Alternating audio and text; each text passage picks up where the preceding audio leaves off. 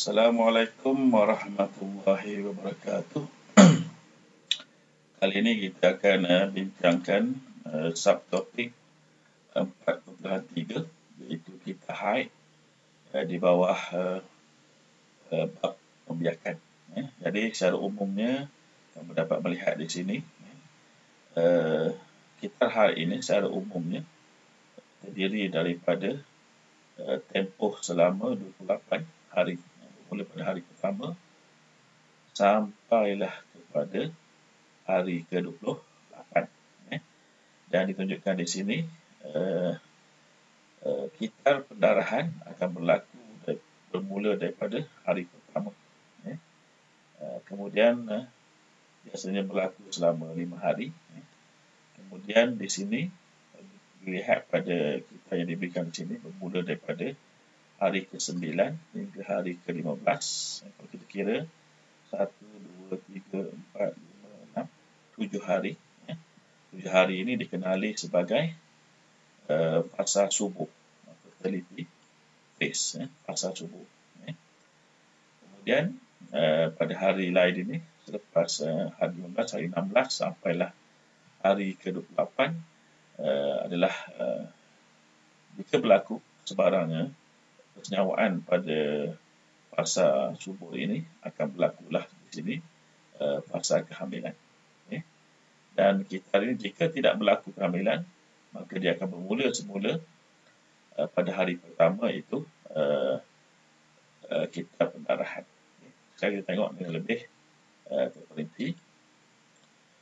Okey, sekarang kita ada standard pembelajaran 4.3.1, di mana untuk standard pembelajaran ini murid mestilah boleh berkomunikasi mengenai kitar haid dan urutan perubahan yang berlaku pada dinding uterus semasa haid tersebut.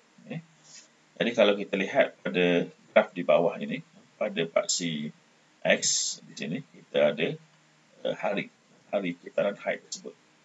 Secara umumnya bermula daripada hari pertama sampailah hari ke-28. Dan pada paksi Y pula di atas ini, paksi yang menegak, kita ada ketebalan dinding uterus, ataupun juga dikenali sebagai dinding endometrium uterus. Dan kalau kita ceritakan mengenai graf ini, kita tengok pada paksi X dahulu. Pada paksi X hari pertama, dan sampailah kalau kita tengok pada gambar rajah ini sampai hari ke-7 di sini adalah kitar dinamakan sebagai kitar haid, di mana di sini darah haid akan dihasilkan. Dan kamu dapat lihat daripada hari pertama sampai hari ke-7 berlaku perubahan pada ketebalan dinding uterus, di mana ketebalan dinding uterus semakin berkurang.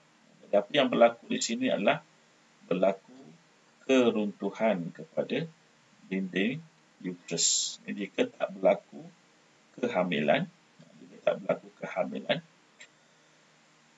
maka dinding uterus ini akan runtuh. Dia akan dikeluarkan bersama-sama dengan darah haid.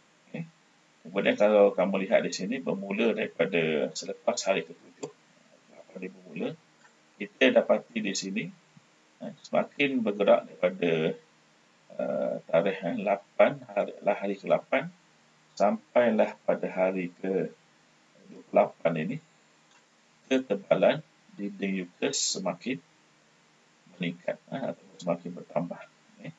Maksudnya di sini dinding uterus ini semakin bertambah tebal kerana ianya bersedia untuk berlakunya proses kehamilan ataupun proses penempelan zygote pada dinding uterus. Dan di sini kalau kamu tengok ni dilukis macam bentuk rambut ini sebenarnya mewakili kapilari darah yang berada dalam dinding uterus. Jadi tujuan atau fungsi kapilari darah ini adalah untuk membekalkan nutrien dan oksigen kepada zygote semasa tempoh kehamilan dan juga akan membawa bahan buangan, bahan kumuh daripada zygot melalui darah untuk dikeluarkan oleh sistem perkumuhan yang ada pada ibu dia, pada mak dia.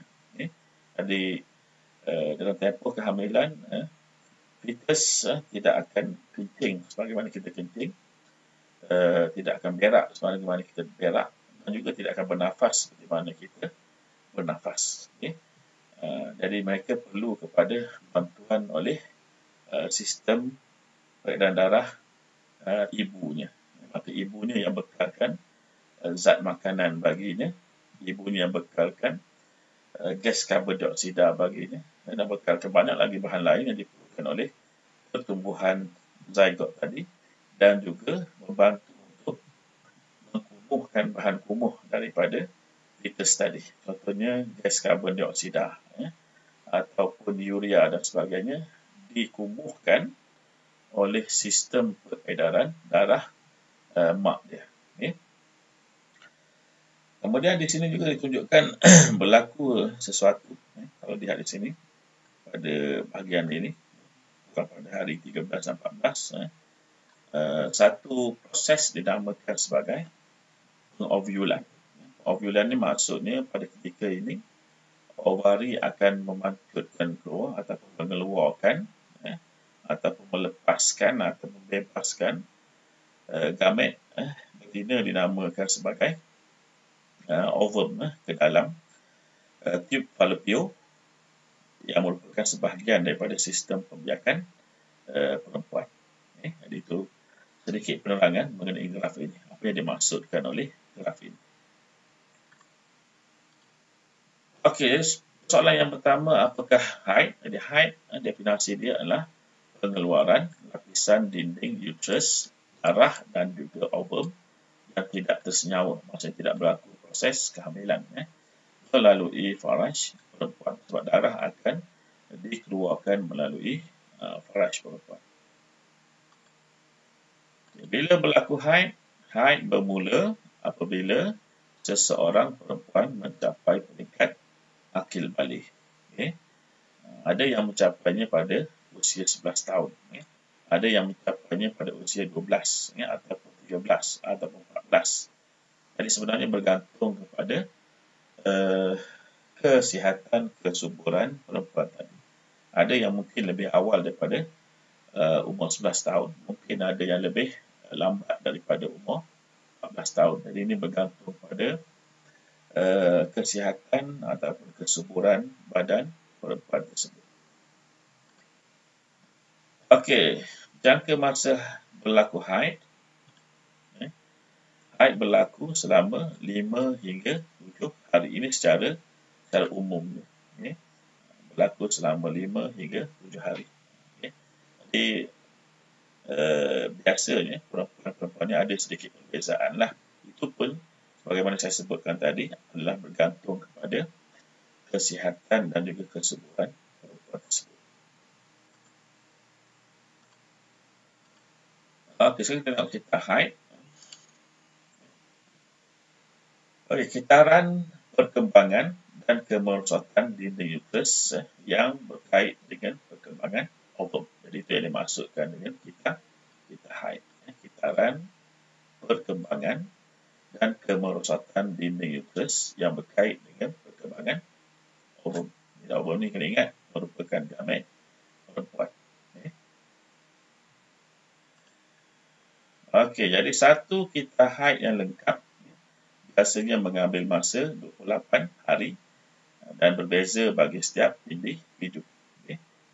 Kalau kamu lihat secara umumnya di sini diberikan kita haid ini bermula pada hari pertama. Dia bergerak sehinggalah hari terakhir, hari ke-28. Ini secara umum. Dan juga ditunjukkan di sini apa yang berlaku pada setiap hari tersebut. Okey, sebenarnya ia dipengaruhi oleh tekanan, aktiviti fizikal, emosi dan juga dosis. Ini yang mempengaruhi kita haid. Disebut di sini tekanan. Tekanan Jadi kalau kita emosi kita atau mental kita tekan, mungkin akan mempengaruhi kita haid, sebab dia mempengaruhi proses yang berlaku dalam badan kita. Kemudian aktiviti fizikal juga mungkin mempengaruhi. Kalau itu lasak, tak lasak dan sebagainya, boleh mempengaruhi kita haid. Emosi pun sama. Ada hubungan di antara emosi dengan fisiologi kita. Fisiologi ini maksudnya aktiviti yang dilakukan oleh sistem badan kita, dan nutrisi merujuk kepada makanan.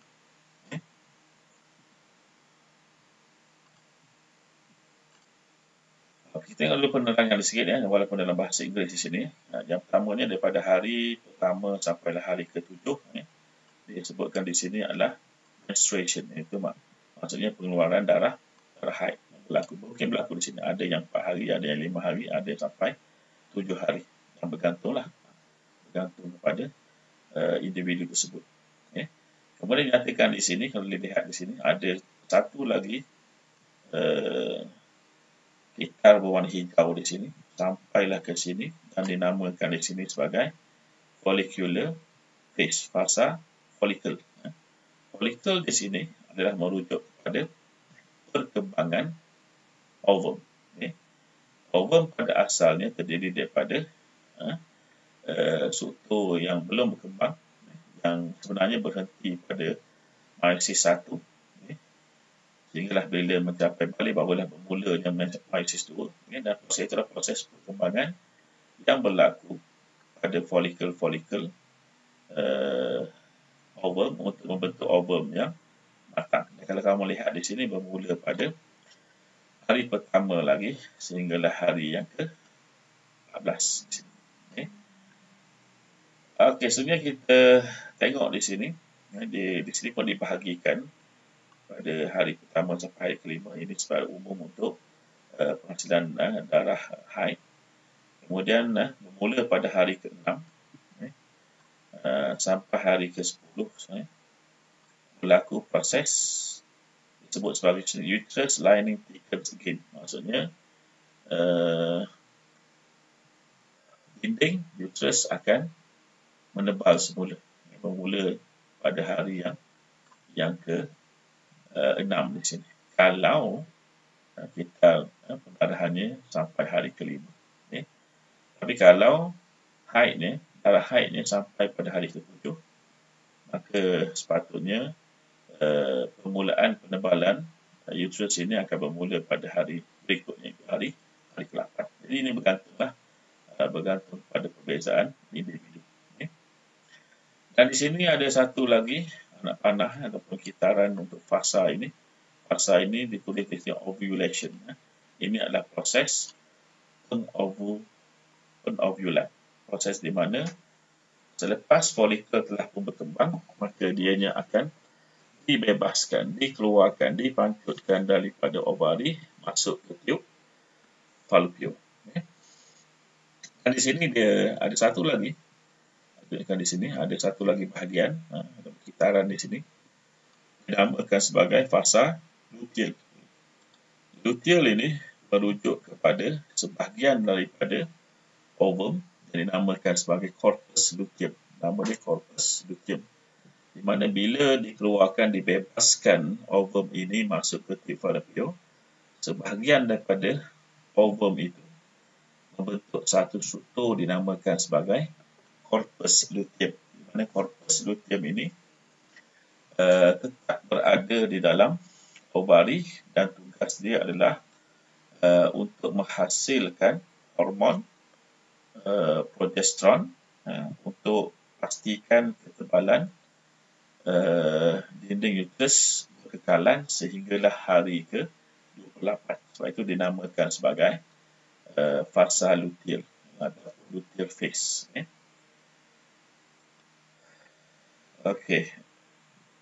Dan sebenarnya di bahagian ini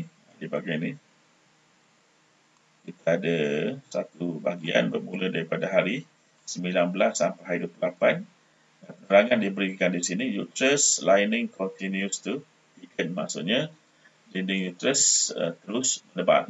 Jadi ini untuk persediaan jika berlaku kehamilan. Kalau tak berlaku kehamilan, tetap juga berlaku dan dia akan runtuh pada hari pertama. Okay.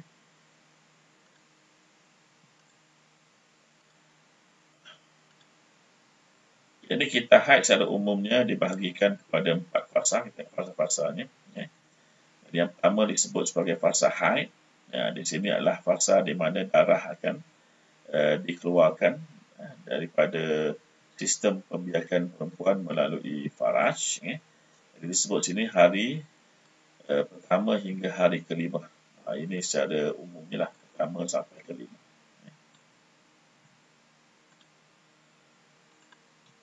Kemudian dari hari ke-6 sampai hari ke-10 berlaku satu fasa dipanggil sebagai fasa pemulihan, di mana selepas pada fasa 1 hingga 5 ini, hari pertama hingga hari kelima ini berlaku keruntuhan kepada dinding uterus, darah dikeluarkan. Selepas darah berhenti, maka dinding uterus akan ditebalkan semula. Jadi itu yang dimaksudkan dengan fasa pemulihan. Sebenarnya fasa yang bermula daripada hari ke-11 kali warna hijau ini sampai hari 16 yang dinamakan sebagai fasa subuh.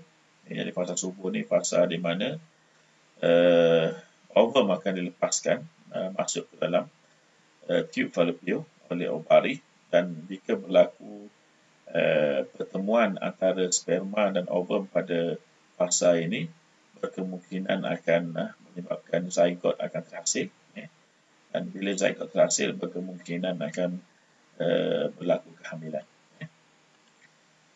Dan seterusnya pada hari ke-17 hingga hari ke-28 dinamakan sebagai fasa pra-haid, sebelum haid, fasa sebelum haid, hari 17 hingga hari 28. Persoalannya apa berlaku jika berlaku kehamilan? Jika berlaku kehamilan, maka kita haid ini akan stop, akan berhenti. Di mana dinding uterus ini akan terus menebal sehinggalah selama lebih kurang 9 bulan 10 hari selepas kelahiran. Selepas kelahiran tersebut, barulah kita haid akan bermula semula.